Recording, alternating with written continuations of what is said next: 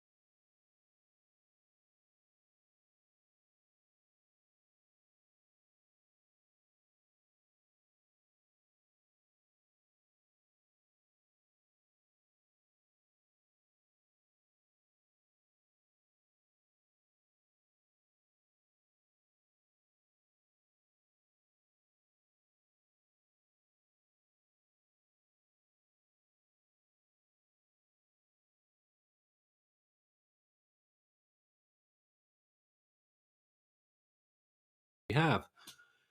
And I hope to be able to provide an honest perspective on what it's been like and the things that have shaped my opinions on education throughout this journey.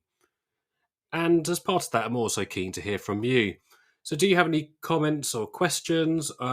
Use the hashtag TTRadio on Twitter/X or ask away in the Podbean app because I'd love to hear your input too. And so, just to start this off, I wanted to give some background on what got me into teaching in the first place. And I'll avoid just sort of reeling off my CV, but there's been it's been a sort of a strange journey and there's been sort of lots of things that have built up that pyramid that actually got made me make that decision to get me into teaching. And actually, what got me back into teaching after I embarked on a different career. So, school was something that was difficult for me. I didn't particularly like school, particularly secondary school.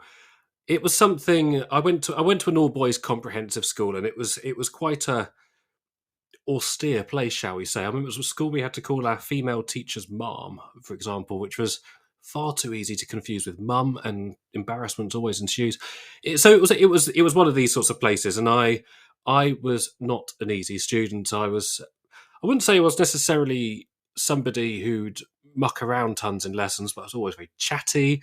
Um, Always quite anti-authoritarian. I think it's safe to say at school I didn't respond well to authority or that that sort of uh, that sort of really big hierarchies that we have in schools. So I remember I was in sort of a band at the time with some mates, and we liked bands like Metallica and Iron Maiden, and I grew my hair long, and when I was told to cut it off because that was not in line with the school dress code, I said no, and I ended up getting suspended for that, for not getting my hair cut. And it's sort of experiences like that just make me think. It just really puts me off school. What it didn't put me off though was learning, and that was something that I have basically always really enjoyed. I enjoy learning. I've enjoyed. Um, I like knowing stuff, and I actually enjoyed most of my lessons, and that's things like um, actually just being in the classroom, learning about all these different topics. Whether it was English, whether it was Latin. I went to a comprehensive school that did Latin back in. Apparently, that was a thing back then. Science, geography, history. I liked all of it, and so it was just that's what I enjoyed. I liked learning. I didn't necessarily like being told what I needed to learn, and I didn't like exams and that sort of thing. I always just thought in my head, why do we need to sit down in a hall at the end of a year for a few hours, and that's the test of everything that we learned over years of education? These sorts of things were just this was just always what was going through my mind, and sort of many of these opinions I've sort of carried through into adulthood, although hopefully with a bit more maturity in how I express them and talk about them. And I do come from a family of teachers, so in terms of my conduct at school, constantly being in detention and that sort of thing, it wasn't something that they sort of particularly liked. And so my mum's a teacher, my uncle was a teacher, my nan's a teacher. I've got cousins who are teachers, so I've got lots of teachers in my family, and I wouldn't say any of them are particularly conventional teachers either. A lot of them have worked in sort of alternative provision schools, special needs schools, boarding schools, and that sort of thing. So for a while, my mum and dad were boarding house parents. So I spent a bit of time living at the school that they were house parents at. I didn't actually go to it myself. I went to the comprehensive, and my uncle was also a boarding house master at another school, and both my sisters met their partners at school, and I could just see that there were these communities at these boarding schools that were just very different to what I was experiencing in my comprehensive school, and it's something that I feel is quite hard to really put your finger on why that's the case. What are the things that make these communities really quite tight knit? What is it that makes the alumni community that's still so active and involved in their schools, continuing to invest back in to the schools that they were part of? And I'm still thinking about those questions now. But anyway, after I left my secondary school, I did fine in my GCSEs, and not amazingly, but I did fine. I went to sixth form, and I really liked my sixth form. I was a lot more mature when I went there, and um, I had a really good group of friends. I liked my lessons, and I was still a bit anti-authoritarian, but again, had that maturity to be able to express it a bit differently through things like student council and whatnot. And that sort of led me on to going to university. And this is where things for me just sort of really started to take off. And I decided to go to the University of Southampton to study geology with marine biology. It's a really weird degree combination. And as far as I'm aware, Southampton Uni no longer offer this degree combination. I don't think anywhere else in the world offers it either. And I'm pretty sure the tiny number of people who actually also did the same degree combo that I did, I think I probably know all of them. But I liked it because I think I wasn't really set on a career in science, or not necessarily in geology or in marine biology. I wanted to keep my education sort of horizons as broad as possible. I wanted to study a bit of everything. And back in school, geography was always my favourite subject because it had a bit of science, it had a bit of humanities, it had a bit of sociology, a bit of everything, and you could sort of tie it together with any other subject. So I was keen on my music, and there was always geography and music and all that sort of thing.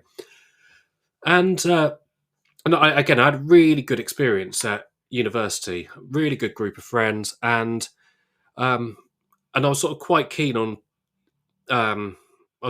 just making the most of my university experience. So I got involved with everything I could get involved in. And it was sort of, yeah, it was around this time I started getting, sort of came to the realization that I was somebody who was better talking about science than I was actually doing it. It's not to say I didn't enjoy being in the lab and doing lab work or going out on field trips, and I absolutely love the field trips. But it was more being outdoors and going walking and stuff that I enjoyed. I wasn't sort of naturally good at all the sort of investigation side of it. But what I was good at is was talking about it. I was good at writing. I was good at presenting, and I got really interested in going into a media career, sort of becoming a science writer, maybe doing some television, that sort of thing. And that's really where I started to direct my interests. And an opportunity came up at Southampton to work for sort of one of their little spin-off semi-businesses. It's called Discover Oceanography, and they took school kids out on the university research vessel, the RV Callista, out onto the Solent to do marine biology research, and I got a job there. So my job was helping out doing the lab work on the boat and uh, reeling in the nets and that sort of thing, where we saw creepy crawlies and stuff that live in the ocean. Loved it. And I sort of really enjoyed this sort of thing. And we went down to Lyme Regis for the Lyme Regis fossil show and all that sort of thing. And yeah, I was good at it and I really enjoyed it. And that was sort of my first taster of being a teacher. It was being on the research vessel with groups of school kids, mostly sort of key stage 3 and key stage 2 ages. And again, yeah, it's something I really valued and I really enjoyed. And it was around this time that a cousin of mine went home educated. My auntie, for various reasons, decided to pull her out of school and educate her from home. And this was sort of circa 2009, 2010. And there wasn't really the same provisions for home education as there is now, particularly with practical subjects like science. And so what happened is my auntie decided to start up a science club for home educated kids in her area. So they hired out the local village hall, and they invited people to go and do sort of science workshops and lectures and that sort of things. And I was invited by my auntie to do this. Bearing in mind, I was 19, 20 at the time. I was still doing my degree. Far from being a fully fledged scientist, but I did a few lectures and workshops at this science club, and I brought along some rock specimens, that some from my own private collection, and some I borrowed from university. And I did another one on oceanography. We talked about ocean currents and did some practicals with rubber ducks and that sort of thing. And it went down really, really well. And I got really good feedback from my auntie, but also from the kids who really enjoyed these sessions. And there was a really wide age group. So we're talking sort of primary school kids up to A level. So you had to sort of think about how we're going to incorporate all of these kids into the session. And so that sort of led me into taking a module at university. It's as an undergraduate called the Undergraduate Ambassador Scheme. And this was a final year module where they took students and placed them into schools to get some education teaching experience and to do some research into education techniques. And so I applied to be on this module, and I was accepted, and I was placed in a primary school, which I was a bit disappointed by, because I didn't want to work in a primary school. I wanted to be in a secondary school. I thought, oh, primary would be boring. It'd be too many annoying little snotty kids and that sort of thing. But I got to this school. It was in a sort of place called Chandler's Ford, just north of Southampton, quite sort of a leafy middle class town, and I absolutely loved it. I got placed with a year three class, so sort of 8 9 year olds, um, and I really settled into it quite quickly, and I found myself really enjoying this experience. And we had to do a research project, and I'm ashamed to say I actually did something into learning styles, because we all know how effective they are. But this was a long time ago, in my defence, and I didn't really care so much about the research project. I just liked being in the school, and I liked um, doing the module. So even after that module finished, I stayed on working as a teaching assistant there. So I stayed there for the rest of the academic year, working with this year 3 class 1 day a week. And so as the time at university drew to a close, and I was thinking, what am I going to do after? What do I want to do for a job? And I wanted to travel. I didn't take a gap year or anything like that, and I wanted to travel. But there was always the issue of I didn't have any money to do any travelling with. So what could I do? And someone suggested to me, why don't you go and work in an international school, do a TEFL qualification, maybe, and do some travelling with that. And my auntie, so this is the same auntie who ran the science club that I got involved in. She actually forwarded me a list of jobs that were going at this school in South India. And I thought, yeah, I could do that. And they had a job opening for somebody who could do learning support in a primary, so working with the SEND students there. I thought, this is right up my alley. This is something I could do really well. So I applied for this job in learning support, and I went into the interview there. So I got the interview, and the interview panel wasn't quite what I was expecting, has to be said. I was expecting somebody from primary and somebody from the learning support team or the Senko maybe, to interview me. But nope, we had the head of science there and the head of geography interviewed me. And they said in my interview, if we were to hire you, we'd like to hire you to teach middle school geography. So that's Key Stage 3. Would that be okay? And I thought, I have no experience whatsoever teaching secondary level. I've taught a little bit in primary because I did some teaching when I was working at with year 3. But I've no experience in secondary. I haven't been in a secondary school since I left school. But because it's an interview, I just said yes. And this has kind of been my attitude throughout life: is just say yes to stuff and figure it out later, even if you can't do it, to just figure it out later. So I said, yeah, I can do that. And yeah, I accepted the job when it was offered, and next thing I knew, I was on a flight to India. So as soon as I graduated, age of 21, I flew to India, and I worked at the school right down in Tamil Nadu, And I was up in the mountains. It's beautiful, absolutely beautiful, gorgeous mountain hill station in India, and I settled into it quite quickly. And I'd committed to a year-long contract. They wanted me to accept a 3-year contract. I couldn't commit to that at the time. So, because to be honest, my thinking at the time was I just wanted to go travelling. I wanted to get a bit of experience outside of the south of England. And with long school holidays and a salary, I thought it was the best way I could go and achieve that. So that's still what I was thinking. It was less about the teaching, more about the travelling. But yeah, I settled into it really quickly. And I think by the October half term, I basically decided that I was going to stay for 3 years. And that was a good decision because the other geography teachers in the department, they were a married couple. They'd been teaching each for 40 years. So very, very experienced, excellent teachers that I was working with. They both decided to retire and return to the UK. So I found myself at the end of my first year teaching. I had a tutor group as well. I was also involved in a bit. I did some science teaching as well as geography. And I was doing some music. I was doing outdoor education. I was doing all sorts of things.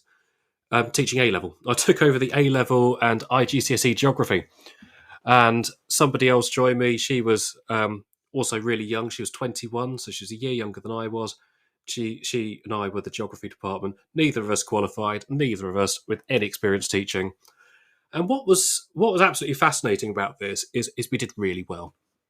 When we got our results coming back, I was absolutely terrified about what the A level and IGCSE results would be like at the end of my first year teaching these qualifications, because of course this would really reflect well on me having after or well or badly depending, because of course after these students have been taught by super duper experienced teachers who got really very good results, I was terrified of them just plummeting off a cliff and it would be my fault, and that would be the changing variable.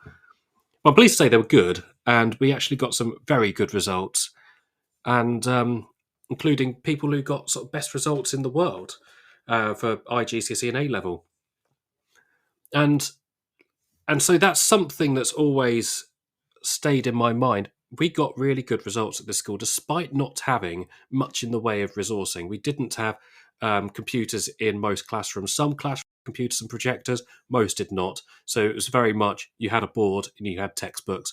That was your resources for teaching. So that was something you really had to adapt to. We didn't have sort of high levels of technology. We didn't have tons of resources. Staff were some often not qualified, like me, for example. So we weren't qualified teachers. We didn't really have an experience either. So it's something I constantly reflect on. What was it that allowed us to get really good results at this school? Because it wasn't the technology and it wasn't level of experience that we had as teachers. So that was what really got me into teaching. First of all, I worked at this international school and I stayed there for three and a bit years in the end. I absolutely loved it. It was such a good experience in so many ways. But I didn't stay in teaching after that. So I'm just going to take a break now while we listen to our sponsors and the news. And just when we come back from that, sort of just lead on to a bit sort of where I went after that and why I decided to make some changes to that. So let's have a go and listen from our sponsors. Are you looking for lesson planning materials to kickstart the new term? We've got you covered. The Day is a global online resource that turns the news into lessons. We're offering listeners a free resource on Andrew Tate that you can find on thedaynews.co/Tate. Inspire personal development and critical thinking for your students by downloading the Tate Debate today and feel more confident addressing sensitive topics with your class. Visit thedaynews.co/Tate to find out more. This show is brought to you in partnership with John Catt Educational, publishing professional development books and resources to support great teaching and learning in schools around the world. Have you checked out their latest releases? Use the code JCTTR2324 for 20% off your order. Don't miss out. Visit johncattbookshop.com to explore their full range of titles and advance your own professional development today. Happy reading. In today's educational environment, students and teachers are juggling a mix of face-to-face, online and blended learning courses. Canvas by Instructure helps teachers navigate these diverse learning experiences with a user-friendly virtual learning environment that offers flexible access to courses and a consistent learning experience, all while streamlining everyday teaching processes. The world's best schools. This is Teachers Talk Radio, and this is Teachers Talk Radio News.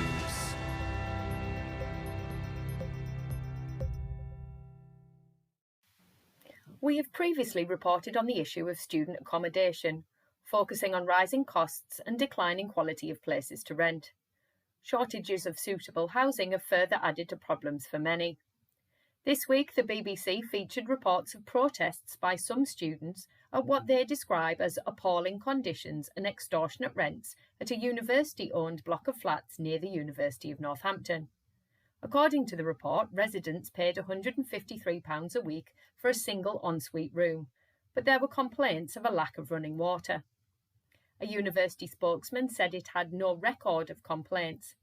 However, a spokesperson for the student group said the complaints were repeated year after year.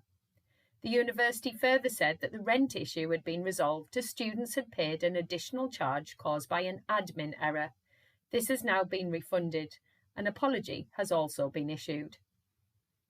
Staying with higher education, BBC Newsnight reports on the rise of anti-Semitism at UK universities. The Union of Jewish Students said the spike was nothing like anything seen before. The report comes at a time when experts have also warned of rising reports of Islamophobic incidents. Groups who monitor hate crimes in the UK say the conflict is now being played out on university campuses nationwide. The government has provided £43 million to protect interfaith communities and said perpetrators of hate crime would face the full force of the law. The Guardian featured a report that schools in England are using Airbnb-style strategies to raise funds. The article says many are renting out every available space from classrooms to canteens. Renting out spaces for community use is not new, but there has been an increase in the innovative use of spaces.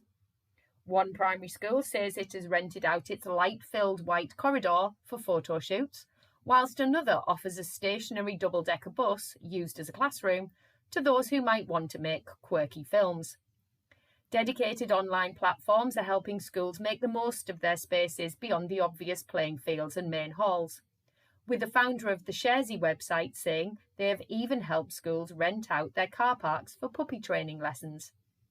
The line between education and commercialism is becoming increasingly blurred as school leaders attempt to close the funding gap, especially after government said it had miscalculated funding announced in July, slashing £370 million from the announced budget. Schools Week feature issues being faced by specialist settings in the North East, as the area, like many others, sees significant increases in the numbers of children and young people with additional needs. This is in addition to an already large backlog of those needing additional support. The piece by Chris Zaraga, Director of Schools North East, describes a system that, by the halfway point of the autumn term, is already at capacity. Specialist and alternative provisions are struggling to cope. While Zaraga accepts that this is a national problem, he points out that it is particularly bad in the North East, as in the 10-year period between 2012 and 2022, there was a 145.43% increase in the number of pupils with an EHCP being suspended from schools. He also argues that the solution cannot simply be more or larger specialist settings, but improve support for pupils within mainstream schools. Zaraga ends with a call for a strategic plan, more resources, and expertise from across the sector to be listened to. In Northern Ireland schools, already dealing with action short of strike by teachers from 5 teaching unions due to issues over pay, could now face further disruption. The BBC reports that there will be strike action on the 16th of November by members of Unison, Unite, the GMB and NIPSA, who, between them, represent thousands of non-teaching staff. These include bus drivers, school catering staff, classroom assistants and cleaners. The strike action is over the failure to reform pay and cuts to the overall education budget. BBC News Northern Ireland has been told that the action will mean that many, if not all, schools will have to close. Finally, a primary school in Birmingham made the local news after it introduced a small farm which includes alpacas, goats and chickens.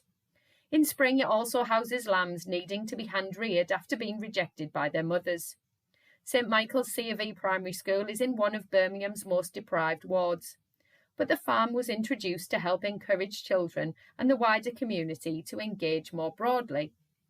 Nearby residents have also created an allotment which is used by the school and the community. Children take part in looking after the plants and animals, although scooping up the poop remains a weekly task for the school's head teacher. This has been your Teachers Talk Radio News with Joe Fox. Welcome back to the show, everyone.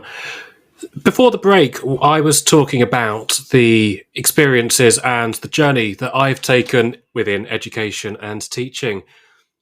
And it sort of led me to working in this international school out in South India, and just how much I enjoyed that experience and how much I enjoyed that time. And being in my early 20s and single, so I had no commitments or anything like that, it was a really fantastic experience. I had these nice long holidays because it's a boarding school, so holidays were quite a bit longer than they even are in the state sector to go travelling. So during my school holidays, I went to Nepal and I did trekking up in Nepal, the Annapurna circuit. I went scuba diving in the Andaman Islands. Did the sort of Golden Triangle, the classic India tour. I did all these sorts of things. This was an absolutely fantastic experience, and it's shaped my worldview and my opinions on many aspects of education a lot. And so my advice to anyone who's training to be a teacher or is interested in becoming a teacher is just say yes.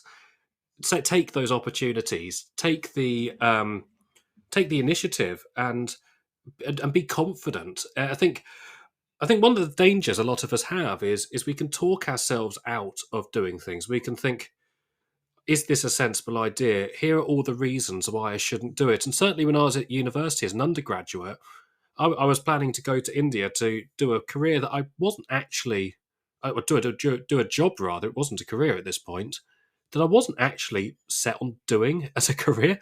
It was just, for me, it was an opportunity to just go travelling and that sort of thing.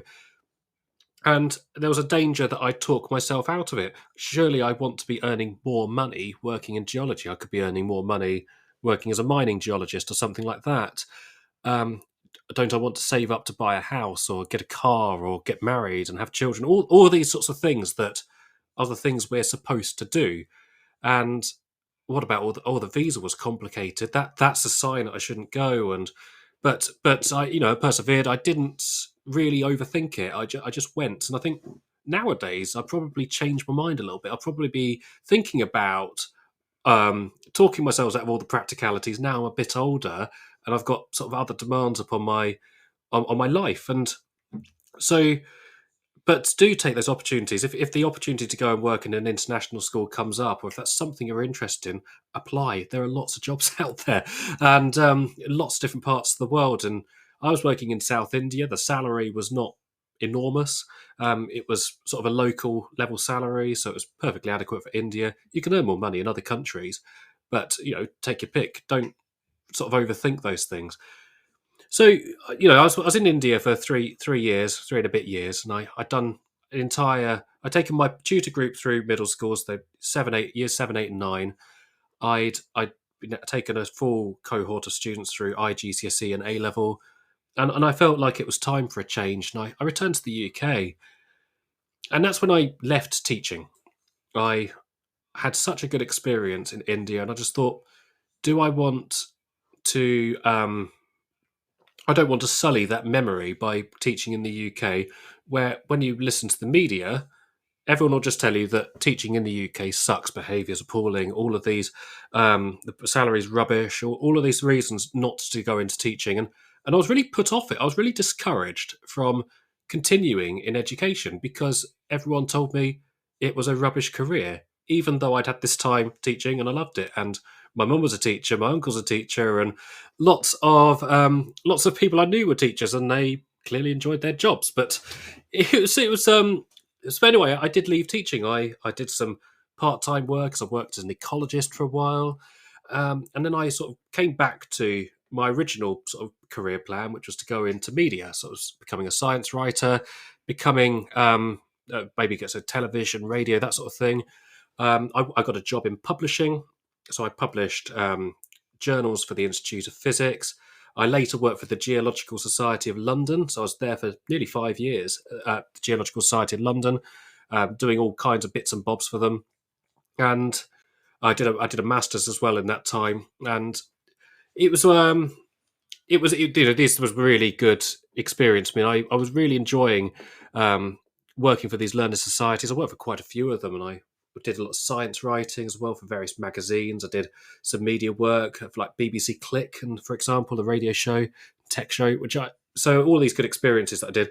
But it was something that was always sort of in the back of my mind. So I really liked going into schools, and I remember when I was working for the Institute of Physics, one of my one of the local schools in Bristol was talking about we needed some people to come in and talk about the solar eclipse that was happening. And I thought, yeah, I'm up for that. I could go into a school and do a little workshop on the solar eclipse. This was a small little primary school in Bristol, and I really enjoyed that. When I was at the Geological Society of London, I got to talk about go to things like Lyme Regis Fossil Show and talk about rocks and stuff, which I really enjoyed. And so it's always a lot of these education related things that I was doing as sort of like secondary to my main job that I really liked. So I just had a question here from Paul Foz, and he's asked me what's the topic for today.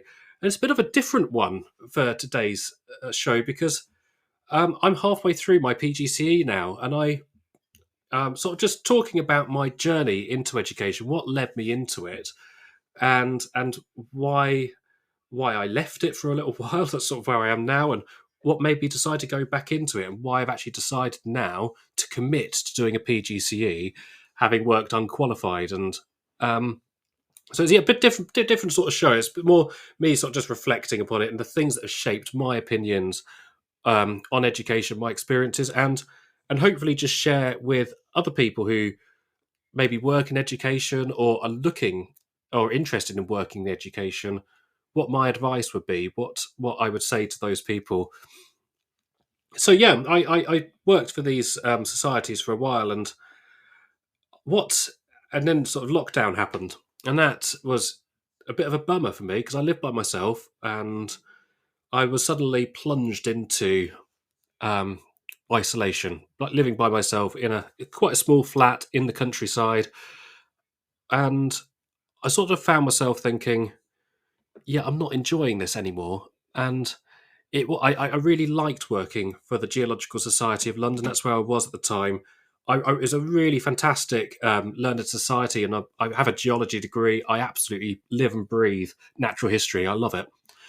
But I was isolated now from my colleagues. I didn't get to talk to them every single day. We didn't get to go on our walks at lunchtime. I certainly wasn't getting to go into schools anymore, or do any of these sorts of things the things I sort of really enjoyed. And I made the decision to leave during lockdown, and um, I decided to go freelance. Whilst I focused purely on my freelance writing, and I did things like I did some freelance work in Bristol for events and that sort of thing. And I decided then, because it was constantly nagging at me, you need to go back into teaching. That's the thing you like doing. But I sort of talked myself out of it. It's like, no, I don't want to do teaching. I don't want to teach, even though clearly I liked it and I was good at it. So I thought I did apply for the PGCE. I did it in the end. I applied for the PGCE, and while I was waiting for September to roll on, I got a job working as a teaching assistant back in primary school. I worked with a year 6 class. Loved it. It was quite a challenging school. Certainly wasn't like when I was TAing before. It's a leafy, middle class, sort of suburban town. This was a city school. Quite has to be said, quite a sort of deprived area. Behaviour was challenging. It was a challenging experience, but I loved it, and I loved the teaching team that we had at the school, and I still talk to them regularly. Still talk to these guys regularly on WhatsApp. We're part of a group. We've got quite a sort of close knit sort of group of teachers, and that was the thing I liked. It was the community that I liked of the staff and the students, and I found that just so rewarding. And I started my PGCE in September last year, teaching geography at a school in sort of near where I lived in Bristol. And it started off really well, and I really sort of found myself enjoying talking about geography. And again, I was in secondary now and worked in primary, got to teach geography. It's a subject I love, doing a bit of science, bit of science, bit of humanities. I did some PSHE and all that sort of thing as well. And unfortunately, I did sort of have some health problems around Christmas time last year, which led me to having to take a break from the course. I decided it was easier to take a break from the course, take some time out from it. And I got a job as a teaching assistant, and then eventually I started cover teaching. And I wanted to get some completely different experience to what I was doing. I'd worked in mainstream, I'd worked in a private school, international school, worked in primary, I worked in secondary. And I wanted to do something completely different, just something that really contrasts with what I'd done so far. So I got a job in an SEMH school. So this is social, emotional, and mental health. So a lot of the students I had were excluded from their mainstream schools. And in a couple of cases, they'd even been transferred from pupil referral units. This is a completely different kettle of fish to what I knew. And I was teaching maths, and I was teaching some humanities. And again, had a tutor group, all sorts of things. But again, it was another experience that I really valued. And yes, it was so hard. It was such a hard place to be in, because the respect isn't something that you just magically walk in and get. You might be an adult, you might be an authority figure, but the kids aren't going to respect you straight off. They don't know you. They don't. They might even be a bit worried about you. They might have had so many different teachers in their time, or teaching assistants. They've never had a continuity of adults. They haven't been used to having somebody's going to stick around for them. And I was always quite clear that I was leaving this school in the summer holidays and going back onto my PGCE program, having done a term of it. And I did feel quite conflicted about this, because I felt really quite a strong affinity to these students, and I wanted to have to provide them some continuity, and I had good relationships with many of them that took time to develop. There was a lot of emotional investment that went into that, and I learned a huge amount about being a pastoral presence for students who come from often very difficult backgrounds, who've experienced, in many cases, quite horrific things. And we had some training on sort of trauma-informed teaching, trauma-informed education, which I found extremely valuable in my career. And it's something that's really resonated with me since. So yeah, this is something I'm glad I've had that experience and been able to do a really wide variety of things within my career. And that's why I'm now back on the PGCE, and I've completed another half term, which brings me up to sort of being halfway through now. So we've got some people in the lobby, and I'd like to, if any of you've got questions or comments, or it's something you'd like to share about your experiences, do feel free to call in. And share what anything you like. If you can type questions as well in the chat, or contact me on Twitter/X using the hashtag TTRadio. So, I've sort of talked at length there about what I've done. I said I wasn't going to just reel off my CV, but that's sort of kind of what I've done. But there's been so many things within my journey so far that just shaped where I am now. So, we do have a caller. So just accept that. Paul, can you hear me? I can. How are you doing? Very well, thank you. It's nice to have you call in. What did you want to share or ask? No, it was interesting hearing your journey Hmm. and that the PGC that you've been doing. You sort of it's been for whatever reason split. I was just wondering do you notice any differences from when you first started that to then taking it up again now? Yeah, absolutely. So I'm actually at a different school as well. So for various reasons, my original school couldn't host me for this year. So I've moved school. I've actually moved house as well to go to attend this different school, and it's a very different sort of schools. They are, and I've learned an awful lot. So during that break I took from my PGC originally, having worked in this SEMH school and actually being a teacher, without another teacher observing me and that sort of thing. That's definitely given me an awful lot more confidence. I think because my confidence at Christmas time round last year was actually quite low, and I think I probably came into my PGCE maybe a little bit overconfident because I had quite a lot of experience working internationally, working as a teaching assistant.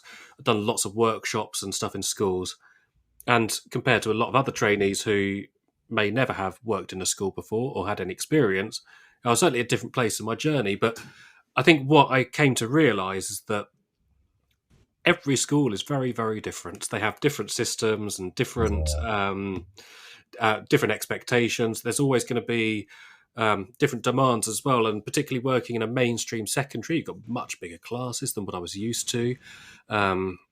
You've got a far bigger range of abilities as well, than what I was used to in terms of resourcing. That was very varied. So yeah, it has been different, and now I think now back on the course, I'm feeling really good about it. Actually, it's been really positive, and having this show, having been able to talk to lots of different teachers, very experienced teachers, has been great. And every single time I've talked to people on this show, I've always thought, yeah, I'm going to try that next lesson, or I'm going to try that in this particular lesson with this particular student, or something like that. Yeah, yeah, And I found, I say I'm at a very different sort of school now, and I am enjoying. It's a really nice school. I feel really supported by my mentor and the rest of the geography department. And I get to teach a little bit of PSHE as well, and I think that's something I've really enjoyed doing. Having worked in this SEMH school, because I was sort of quite interested in the pastoral side of things too. yeah, Yeah. yeah. I mean, I, I think I think you're going to have something valuable after finishing your PGC. I've worked at this school that I've been at for about 2.5 years now, and before then I was at a couple of other schools on sort of 1 year contracts or maternity leaves, and before that I was at one school for 9 years. And the school that I've gone into now, a lot of the teachers have either just completed their ECTs or have been at the school for a very long time. So they don't have that sort of that awareness of what a lot of other schools are like. So as you might find that as you complete the PGCE and either move on or not, at least you've got a lot of experience of how other schools actually operate, and you can actually spot then what works and maybe what doesn't work for some people. So I've Hmm. certainly found that it could be a valuable thing going forward, that you've got that varied journey up to now. Yeah, absolutely. I think yes, so every school is very different, and I've certainly got some opinions that have been developed over the course of working in a variety of schools as to what works, what doesn't, but also keeping in mind that what works in one school could be an absolute disaster in another, and vice versa. Yeah, Um, you see on social media quite a lot of the debates about different behaviour approaches and what your toilet policy is going to be, all these sorts of things that they could go on forever, can't they? But actually, yeah, leaders have come up with these policies because they are the things that probably suit that school best at that time. yeah, So, absolutely. I've got a situation at the moment where my class this year, I've got 33 children, I've got two Nigerian children, speak partly English. I've got a couple of Arabic children, lots of Polish children, and lots of children from sort of deprived sort of families who need funding. Let's put it that way. And so it's a really challenging and difficult class. And what is sort of expected in terms of maths in the timetable is incredibly difficult. It's also a mixed year class as well, so it's needed us to think quite a lot about our timetable and what's needed in maths and different subjects to sort of please people who are in charge of them, but also think which is what should be first, is what's best for the children. And we've had to adapt how we do maths and the timetable for maths quite radically, really. So it does suit that kind of class and is able to be taught, to be fair, with all of their different idiosyncrasies, if you like. Now, that's really interesting, because I think something I certainly learned is that absolutely all of these decisions involve some degree of compromise. And if you put resources into one area, you can have to take it away from somewhere else, because these things are finite. And when you've got those challenging classes with sort of maybe a high proportion of second language English speakers, or those who don't speak much English at all, that's always going to be tough. But it sounds like what sort of been the key things, do you think, that have sort of allowed these students to progress and achieve in their learning? It's very much the relationships that they've got between each other.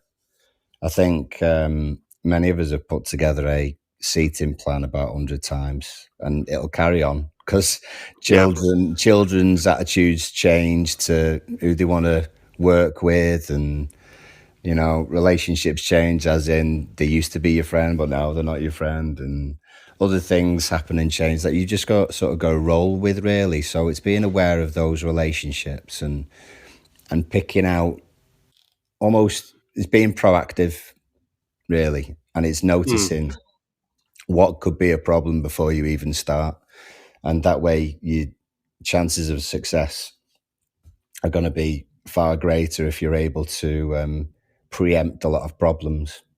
I think I've actually got I can't believe I forgot, but I've got two children with EHCPs as well, where they've got one-to-one where one's autistic and the other one has got violent tendencies.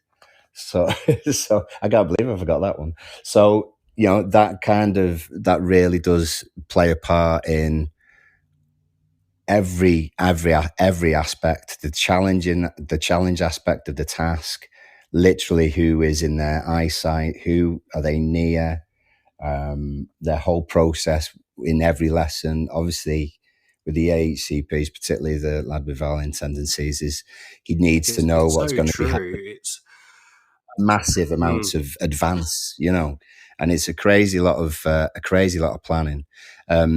I've had support from me head teacher. She's been brilliant, to be fair. Like you're saying, schools are very different, and she's just been a head teacher since I started, so about 2.5 years now. And she was deputy before and year 6 teacher before that at this school. So she's got a lot of empathy about how it feels from our side. And yesterday on a Friday, she came into our room and we spent 90 minutes going through the seating plan and how we could rearrange things and where everyone would sit. And it was a valuable thing, because you're having someone with a fresh pair of eyes come into a classroom where you've been for a long time. It needs that sort of thing, and you can work together and hopefully, fingers crossed, come up with a process that's going to achieve success for the kids. Yeah, absolutely. I think it's really good when you got that support from senior managers, and they know what it's like. They can empathise and sympathise with you being in the classroom, as opposed to some who maybe have been out of the classroom for quite a long time and maybe don't quite have that same affinity with classroom teachers who have lots of things that they need to juggle, and Yeah, lots of demands on their attention and their time. yeah, because I mean, a thing I've found in other schools, and I'd imagine, and I know actually because I've mentored quite a few students who've sort of gone through their course, sort of the 4-year course, is that they, same as teachers who have been there for a long time, don't want to sort of admit when they need a bit of help because it feels like a bit of a weakness. Or you're not capable of sorting this out for yourself, sort of thing. Mm. But if your management is willing to sort of be supportive in the way that I've been fortunate, then it's really valuable to be able to do that, and you've got a much better chance of being able to be happy working. Because if you're sort of left on your own and you have to try and find the answers without any support, then it's really difficult. Really difficult. Yeah, it's. I think. I think one of the things that certainly one of the mistakes I've made, and not just in teaching, but just in general throughout my life, has to be said, is not wanting to ask for help. And Mm. it's wanting to be independent, thinking I can do absolutely everything, and then not wanting to ask for help, not wanting to admit when actually things are getting a bit too much, and there's and I've sort of lost track of what I should be prioritizing, and what is the thing I need to do first, and actually just getting myself organised and back on track. I've not been very good at that in the past, and it's something I'm very cognizant of now. Is actually where am I? What do I need to do? Am I confident with what I'm going to be doing? And actually just being open and transparent. Actually, I'm stuck on this. I don't know what I'm doing with this lesson, or I don't. I've got an assignment to write, and that's really eating up lots of my time. And I'm struggling to juggle all these other things that I'm supposed to be doing, and how can we solve that? And I think that's really important, and it's a lesson I've learned a bit late in life, but it has to be said, it's an important one to learn. Yeah, Yeah. ditto. I agree. I'm in the same boat. I'm in the same boat. So I'd say to anyone who's sort of in that situation, and it can be about anything, to be honest, teaching or otherwise, is that sort of speaking to someone about whatever you need help with is vitally important. And it doesn't matter what anyone else thinks. That's easy to say, but in the end, they've pretty much got the similar problems. And when it comes to people on PGCEs or students on the full course and things like that, the same questions always come up. So you will never be the first person to have had that problem, whatever it is. And chances are the person you're speaking to has had the same problem as well. Mm. What would you say have been the things that helped you most in your early days as a teacher? Oh, early days. I think there's some. I think there's some things. I think there's some things that you have to go through and almost have to fail at to then become a good teacher. And that sounds as though it's painful. It's not. It's not painful. It's something that people go through, because if everything was perfect, you would never learn. And we say that to the kids, don't we? Really, we say that if you'd much rather you make a mistake and move on from it than just go through the motions. So there's some times where you have got to show a bit of resilience yourself. But I would say when you're in a school, find your go-to, find your person, find that one that you trust, where you can tell them anything, and they will relay those experiences again that they had. And as soon as you're aware that someone else has had those experiences, it makes you feel better, and they can then give you some advice. And it's okay if something goes wrong. It really is okay if something goes wrong, because no one's perfect, and that is a real thing. No one is perfect. No one gets everything right all the time, and anyone says that they do, they're actually lying to you. So just be aware of that, is that everyone's going through the same sort of thing. And if they're not currently doing it, then they have done it before. So it's try and be resilient, but have that person that you trust, whoever it is. I think it was really good advice, and I think it's always a case of practicing what you preach, isn't it? Because Oh yeah, as a teacher, you're always saying to students, it's okay to make mistakes. That's what we're here to do, is make those mistakes and learn from them. Or we have that growth mindset attitude. I can't do this. Let's change it to I can't do this yet, and yeah, build on that and learn from that. But actually, it's very hard when you, as a teacher, we're telling our students this. Am I actually doing this myself? Am I afraid of making mistakes? And therefore, I just won't attempt something because I'm afraid of making a mistake in it. And I've had this with lessons sometimes. It's like, here's a technique that I really want to try out, but I'm afraid it's going to be an absolute disaster. So I'm just going to keep a stay. I'm going to make it easy for myself. I'm just going to do something a little bit conservative and that sort of thing. But actually, I think it's important to um, try things out and be confident, having that resilience when things don't go your way. And mm, it's always those lessons when, and actually, something I found is those lessons where things go wrong can often turn into some of the best lessons. Um, I remember I had one where the projector just died and all the IT infrastructure died, and yeah, suddenly I was left with a board and a pen, and I had to teach the lesson like that. But it worked well. It was a good lesson in the end, and it was just yeah. I didn't feel constrained by the technology anymore. It could be a bit more fluid and um, sort of a bit more back and forth. But yeah, no, absolutely, it's really good advice. So there's a question here in the chat here saying, do you think people in training get enough learning in Send? That's a good question, because I have to admit, in my course so far, we've had quite a limited amount of exposure to Send education and Send needs and SEMH. So what's your experience of that been like? Oh wow! I tell you what, it's changed a lot over the 15 years that I've completed. Um, I think the danger is that you have other support in class, or you have a TA, or you have interventions that go on, and I think there's a danger that you, as a teacher, because you've got so many balls to juggle, Mm, is that you almost leave it to someone else. And I don't mean, you don't care about the children or anything else. It's just, or you don't plan for them. I'm not talking about that. I'm just talking about maybe you pass on the group of children who are SEND, because you've got your target children, and you've got your greater depth as well that you've got to push. You've got so many things that you've got to do at one time. There's a trap that you can leave those children who struggle at most things with another adult to mm. sort of, like I said before, to sort of go through the motions, if you like,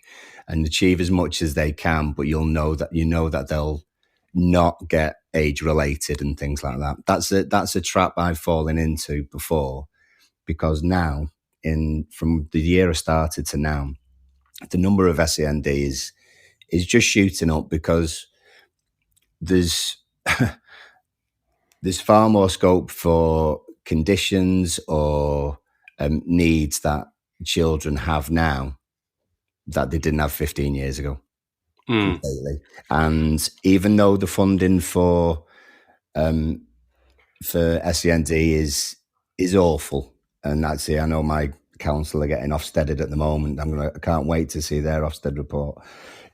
Mm. The funding for things is awful, but the number of children who are getting assessed is continuous.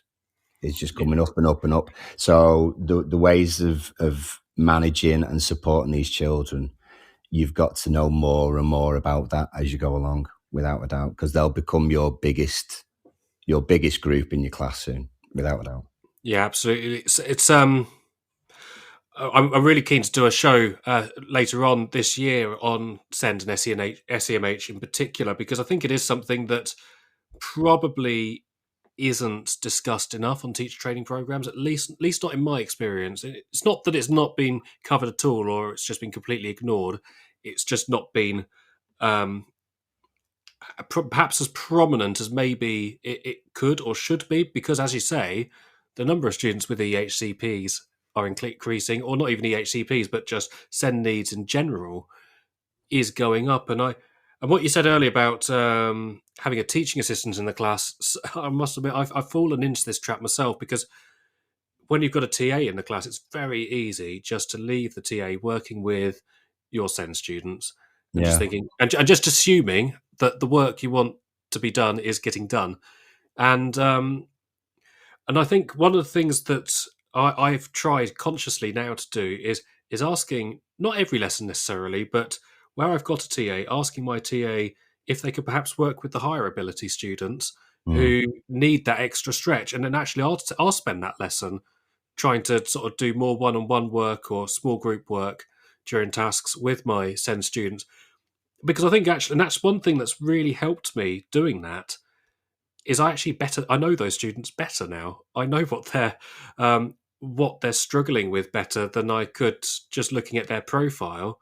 Yeah. It says it here, they got X, Y, and Z. This is what you need to do. But actually, it's that's less useful than actually just speaking to them and spending some time working with them. But no, you are right. It's certainly, for me, having worked in international education where we had SEND students, but frankly not anywhere near as many as I've got in my classes now, Yeah. um, and it is something that is hard to. Those are skills that are really difficult to develop. But as you say, when you've got lots of balls that you're juggling in a lesson, you want to stretch the higher abilities, but you also need and want to support the students with SEN who may also be higher ability, but they just need that extra support and scaffolding to get them to achieve what they can achieve. Exactly. Yeah. I mean, the like I was saying before, with the help of I'm having from my head teacher, is that I did have a table.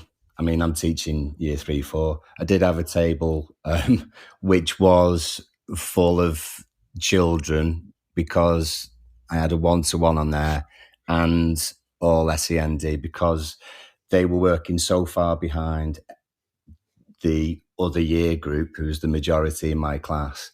And I wasn't keen on it. And I'm glad I sort of got support, because in order to kind of spread the help for the children in that situation, and also to hopefully help with behavior as well, we're going to try to have those children mixed in with everyone. Mm. Everyone's going to be mixed in. There's no sort of seating based on ability or anything like that. We're trying to move away from it, and see how it works, basically. And Yeah, hopefully the peer support, as well as teacher support and everything else. Adults will be moving around the room and everything a lot more, which hopefully will work. But hopefully then SEND can be integrated more. Don't feel as though they're sort of getting extra help. They're part of the class, and we're trying to sort of think about well-being and things like that. It's all a there's so many things that you're going to try and tick off. yeah. But hopefully the way that we're going to do it is going to be successful. So I'll let you know. No, absolutely. It's really good advice. We need to take a quick break now while we hear from our sponsors, but we've got another question for you after the break, if you don't mind. Yeah, that's fine. No problem. Okay. Are you looking for lesson planning materials to kickstart the new term? We've got you covered. The Day is a global online resource that turns the news into lessons. We're offering listeners a free resource on Andrew Tate that you can find on thedaynews.co/Tate. Inspire personal development and critical thinking for your students by downloading the Tate Debate today, and feel more confident addressing sensitive topics with your class. Visit thedaynews.co/Tate to find out more. This show is brought to you in partnership with John Catt Educational, publishing professional development books and resources to support great teaching and learning in schools around the world. Have you checked out their latest releases? Use the code JCTTR2324 for 20% off your order. Don't miss out. Visit johncattbookshop.com to explore their full range of titles and advance your own professional development today. Happy reading. In today's educational environment, students and teachers are juggling a mix of face-to-face, online and blended learning courses. Canvas by Instructure helps teachers navigate these diverse learning experiences with a user-friendly virtual learning environment that offers flexible access to courses and a consistent learning experience, all while streamlining everyday teaching processes. The world's best schools. Okay, welcome back to the show, everyone. We've been talking. We've been talking to about Send and how we can support our students with Send just before the break, and we've got a question here in the chat for Paul. How do Senkos support NQTs or ECTs, or how should Senkos be supporting perhaps trainee teachers and newly qualified teachers? What and how does that work in your school? Yeah. Well, the ECT that we've had, she's just. Is this? I think she has finished now. She has finished. It was last year was her second ECT year. So in terms of Senkos, a lot of it is either suggest for support in class.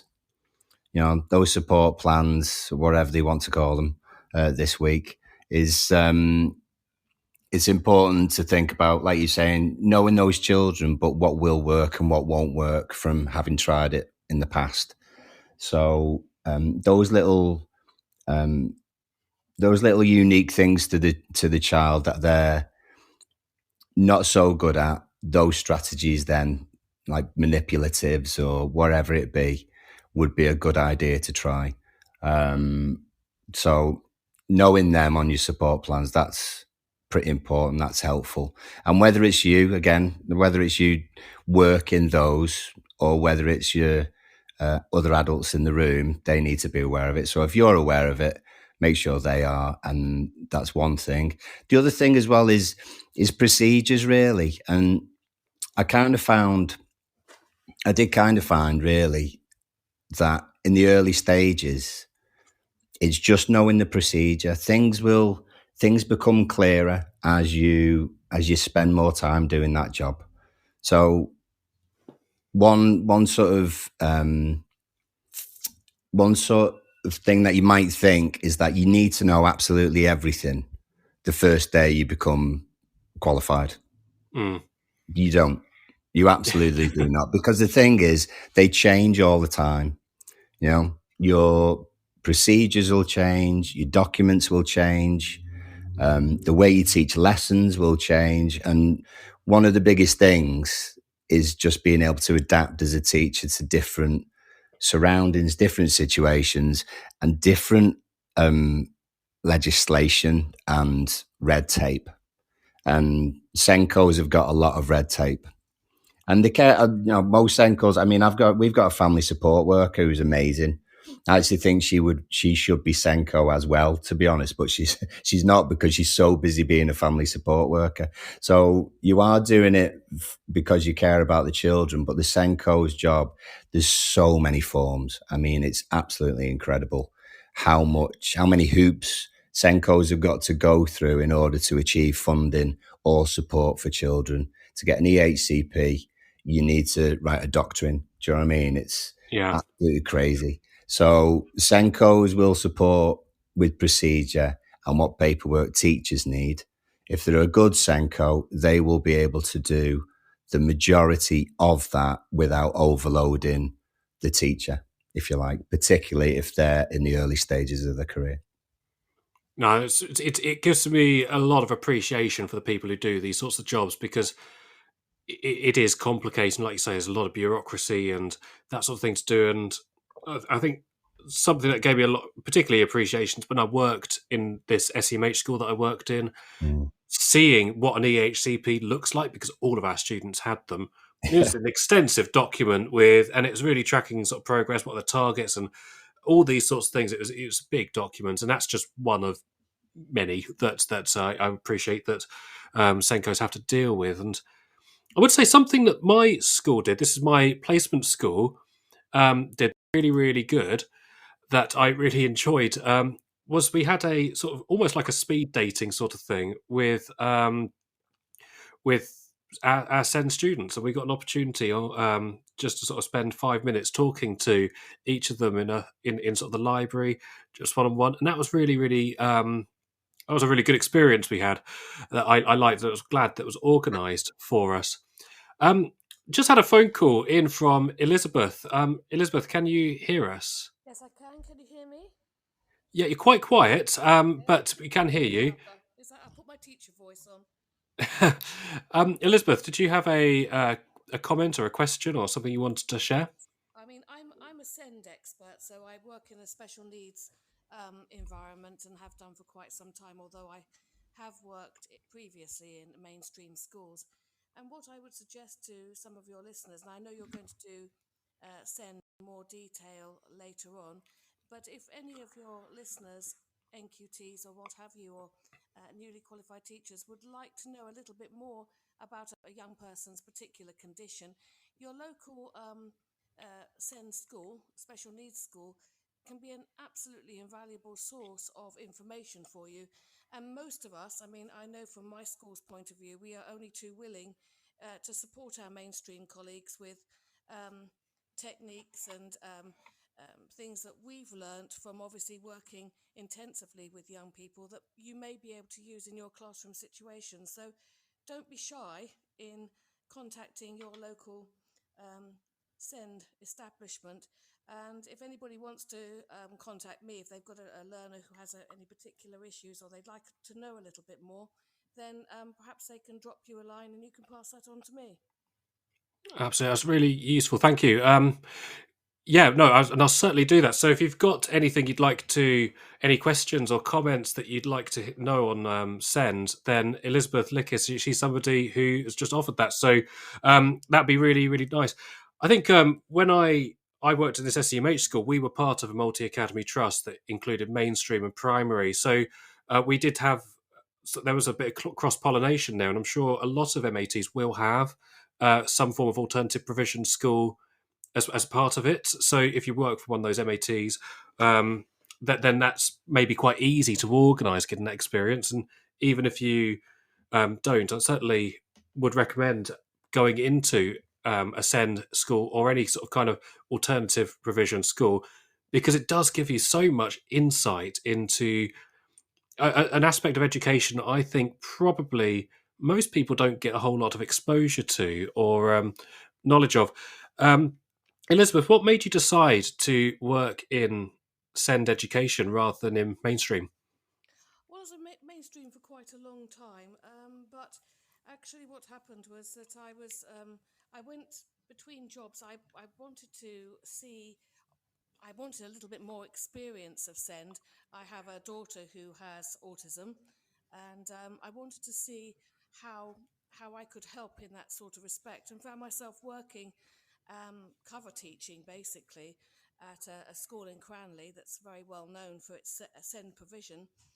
And I just found it hugely challenging, yes, but the remarkable developments that these young people who, in this particular case, because these young people were quite severe in their conditions, could make the difference that a teacher who really cared and the TAs and the techniques that you could make to these young people was incredible. And I found it a challenge that I've never really stopped wanting to explore, because we have so much talent tied up in young people who have various diagnoses, from ADHD to ASD, Smith-Menkes syndrome, all sorts of different complications and challenges they might have. But when you find a way of supporting them, a way of showing them that they can be a success and a young leader in their own right, wow, that's a high.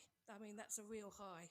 When you send one of these youngsters into the world and they get a job or they go to university, or they are able to stand on their own 2 feet and actually cope with the world, whereas before, they've been written off in some ways. It's something that I've never turned my back on, and it's a vocation for me. Absolutely. I think that's a really good answer, and a really sort of I can hear the passion sort of coming through there about the challenge and actually the reward, that the sense of a reward and achievement that you get from that sort of work.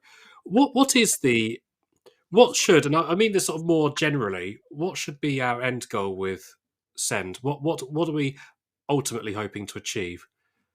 We're hoping that those young people can make the maximum progress uh, within their capabilities. We want to open up new avenues for them. We want them to help. You know, when you talk about behaviour, and I, honestly, mainstream colleagues, I do understand where you are.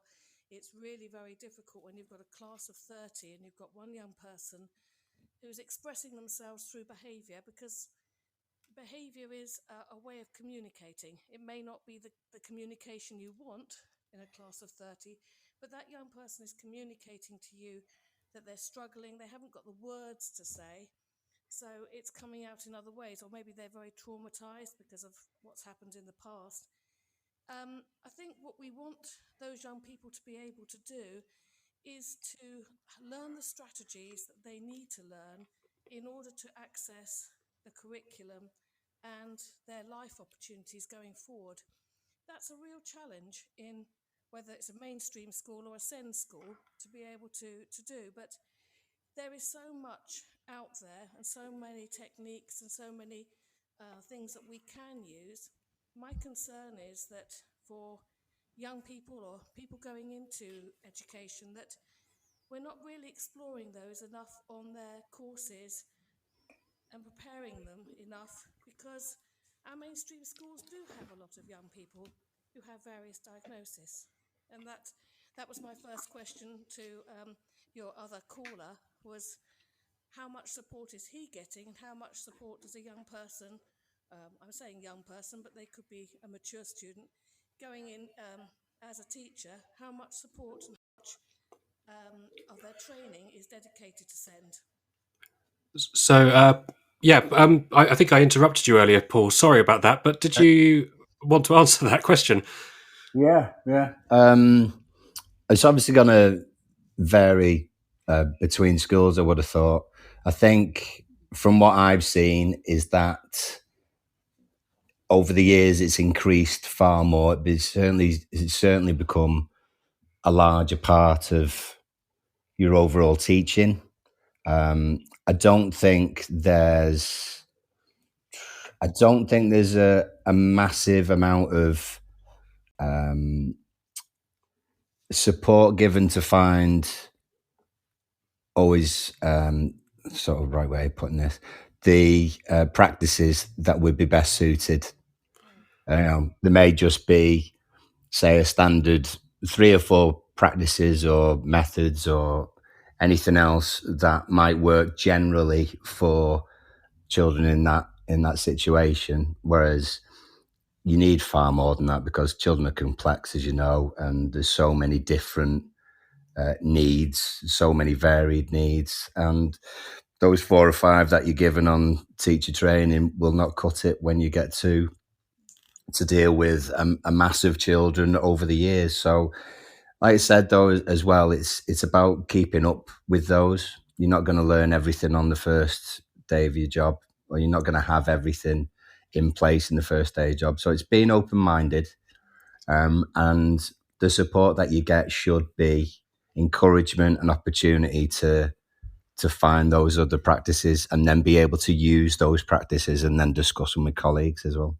And do you think, Paul, that a school like mine, I've got 4 schools in central London, do you think it's a good idea for us to actually lend our support and be more active ourselves in throwing open the doors to our colleagues in mainstream, to say, look, come in, have a look around, we'll share good practice with you for particular learners, because obviously we have every sort of child coming through our doors. So we specialise in that area. If you're in mainstream, you don't necessarily have that specialist knowledge. And I'm just wondering whether it would be a useful thing for our SEND colleagues to reach out more to our mainstream colleagues with support and help in this area. Yeah, I would. To be honest, I'd set her up as a regular CPD. every year. If you've got four schools in London, I can tell you there's going to be plenty of schools who would take you up on that, because, like you say, we only see pretty much what is in front of us. The opportunities we get to go and see specialist settings are few and far between.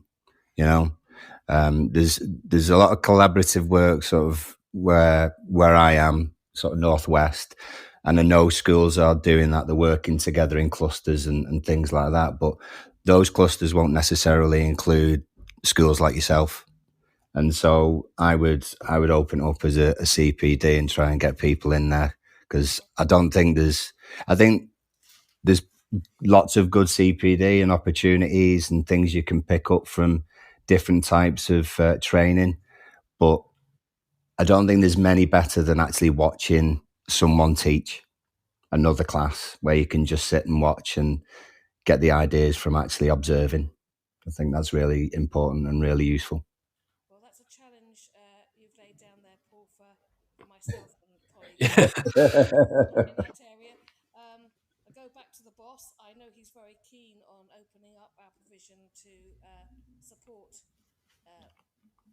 pupils wherever they happen to be, and if they're in mainstream, obviously a lot of our students go back into mainstream after being with us, because that's one of our raison d'etres. But it just seems to me that I know when I was teacher training, I think we spent about a day on SEND education in my training, and all the things I've learned has been since, and it doesn't seem to have improved an awful lot, except we've got more SEND youngsters in our mainstream schools now. So it's a gap that we need to fill. I think this is really interesting discussion there, because when I started at my current placement school, we had a big sort of all staff assembly from our headmaster, and something he said, which has really stuck with me and really resonated with me, is schools work really well when teachers talk about teaching, which is exactly what we're doing here now, but also when teachers observe other teachers. And that's, as a student teacher, that's something you get to do quite a lot. And of course, student teachers are always observed. But I understand that once you're qualified and you're out into the big wide world and you're by yourself often in a classroom, you don't get the opportunity so much. And something my school does is they have an observation program, but it is within the school mostly. And actually, what I'm hearing between you two and what Paul said is, it needs to be annual CPD to have SEND provision, sort of instruction and professional development there, and really maybe getting our SEND colleagues to deliver some of these workshops and opportunities to go into these sorts of schools and actually see what's going on is a really valuable piece of CPD and experience that I do think it is important that we get more exposure to. Certainly, if I hadn't worked in the school that I worked in and it wasn't for very long. It was only during my sort of break from the PGCE. It's given me a huge amount of knowledge that I really value having now. We're coming towards the end of the show today. I'm just going to take a final break while we hear from our sponsors, and I'm just interested to hear after the break, just to sort of wrap this up, because it's been a really interesting discussion with Elizabeth and Paul. We're talking about SEND provision. Are you looking for lesson planning materials to kickstart the new term? We've got you covered. The Day is a global online resource that turns the news into lessons. We're offering listeners a free resource on Andrew Tate that you can find on thedaynews.co/Tate. Inspire personal development and critical thinking by downloading the Tate Debate today, and feel more confident addressing sensitive topics with your class. Visit thedaynews.co/Tate to find out more. This show is brought to you in partnership with John Catt Educational, publishing professional development books and resources to support great teaching and learning in schools around the world. Have you checked out their latest releases? Use the code JCTTR2324 for 20% off your order. Don't miss out. Visit johncattbookshop.co.uk. samuellickiss.com to explore their full range of titles and advance your own professional development today. Happy reading. In today's educational environment, students and teachers are juggling a mix of face-to-face, online, and blended learning courses. Canvas by Instructure helps teachers navigate these diverse learning experiences with a user-friendly virtual learning environment that offers flexible access to courses and a consistent learning experience, all while streamlining everyday teaching processes. The world's best schools. Welcome back to the show, everyone. It's been a bit of a different sort of show today because I started off by reflecting upon my experiences, my teaching journey as an unqualified teacher, and now doing my PGCE, sort of halfway through my PGCE, having sort of split experience. And we've been having a really interesting conversation. I've been having a really interesting conversation with Paul, who works in a mainstream school, and Elizabeth, who works in a SEND school. And so just in the last few minutes of the show, I just want to just touch on a little bit more about observations, because something Paul said was that he'd really appreciate having annual CPD on SEND education and having more opportunities to go and visit and visit SEND and schools. And Elizabeth saying maybe that's something we need to set up. So I'm just interested to hear about maybe about the practicalities of that and what those observations might look like. What how would they work, and how could we get the most value out of that? So Paul, do you want to start off?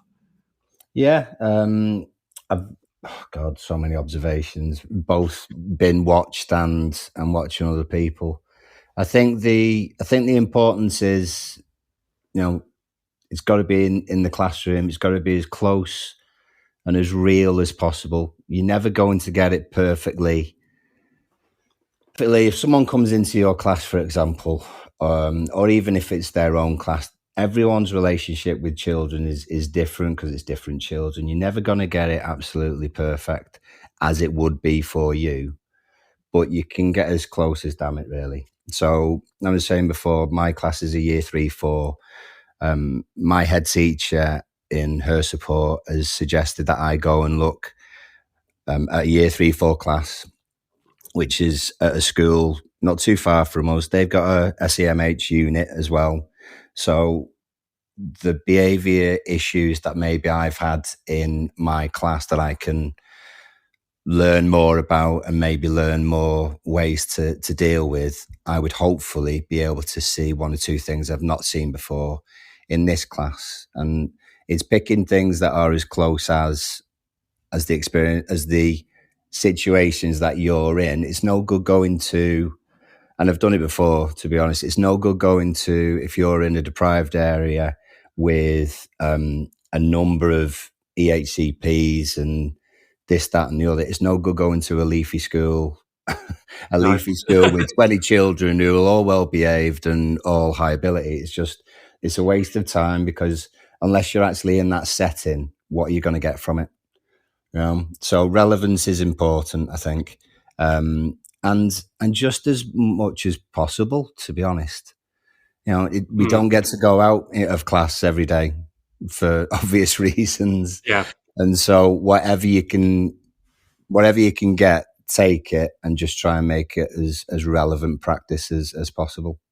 No, I think absolutely. I think something I said earlier is just say yes, take those opportunities when and as they come up. Now, Elizabeth, I understand you said you work in several schools in central London, so these are not going to be, I'm going to make an assumption here, leafy, sort of very sort of affluent sort of schools. If you were to have mainstream colleagues come into your schools, what would be your sort of emphasis that you'd want them to get out of it? I think it would depend on why they were coming in. It may be if it's a particular teacher who wants to know more about ASD or ASC and how to, what sort of techniques are available to them to be able to use with their ASC student, then obviously we would put them with learners appropriate age who may have that diagnosis, and they can observe the TAs and the teachers working with the various techniques that we use with ASC learners so that they can take that back into the classroom. if for instance, one of the issues they want to learn a little bit more about is behavior that's coming from a point of anxiety, and it's due to additional needs. We all know that there are youngsters who have behavior who it's not got anything to do with their diagnosis, but when I'm talking about anxiety provoked behavior, and if that's a challenge for them, and that's where they want to focus their observations, then it's working alongside the behaviour specialists in a school like ours to be able to see how they unpick a young person's issues with maybe coping with a particular situation. So it may be sitting in a debrief session. How do you debrief a young person after they've had an incident? How do you help them to understand what they could have done at various stages of that process to have changed the outcome? What sort of tools could they use to help to control their own behaviour and to be able to deal with their own issues? Because at the end of the day, quite often behaviour is communication. It may not be, as I said, the communication we would like them to use, but they're trying to tell you something's not quite right, and that they haven't got the words, or they haven't got when they've got the red mist come down, they haven't got the words to be able to tell you. So it's helping them to unpick. If it's more general, I agree with the other speaker, that if it's general, it's looking at a class that is more akin to your own class in age group and variety, and seeing how we produce a lesson. If it's GCSE English, going into a GCSE English class and taking a look at how a SEND teacher produces that GCSE curriculum for learners that have a variety of different complex conditions, because it'd be quite interesting. At the end of the day, my children take GCSEs. It's the same GCSEs as they take in mainstream, but our approach to that GCSE lesson might look very different. So if you're an English teacher, you might want to pop in to an English class, a GCSE class, and just get some experience of how maybe you can adjust a few things to make it easier for your SEND learner. That's really good advice. It's having a focus for your observation, isn't it? It's having if it's behaviour, maybe you need to see a behaviour specialist, see how they deal with that behaviour, and you mentioned the mist that comes down. You know, what's your approach to dealing with that? Because there's always going to be there's definitely sort of transferable incidents that happen between all sorts of schools, and again, sort of general as well, general classroom dynamics and routines that happen, because we are going to be able to learn from them. Paul and Elizabeth, I really appreciate you calling in, because that's a really interesting discussion there on SEND provision, and we will be talking about this more on the show later on. So if you're a SEND expert, or an SEMH or something like that, and you'd like to be a guest on the show, please let me know, because I am really keen to talk and dig into this more. So thank you, Paul and Elizabeth, for calling in. I hope you enjoy the rest of your weekend, but we're out of time for today. You too, Sam. Thank you. Cheers, Sam. Thank you. Okay, so everyone, I hope you have enjoyed the show today. Enjoy the rest of your weekend, and hopefully see you next time on the show.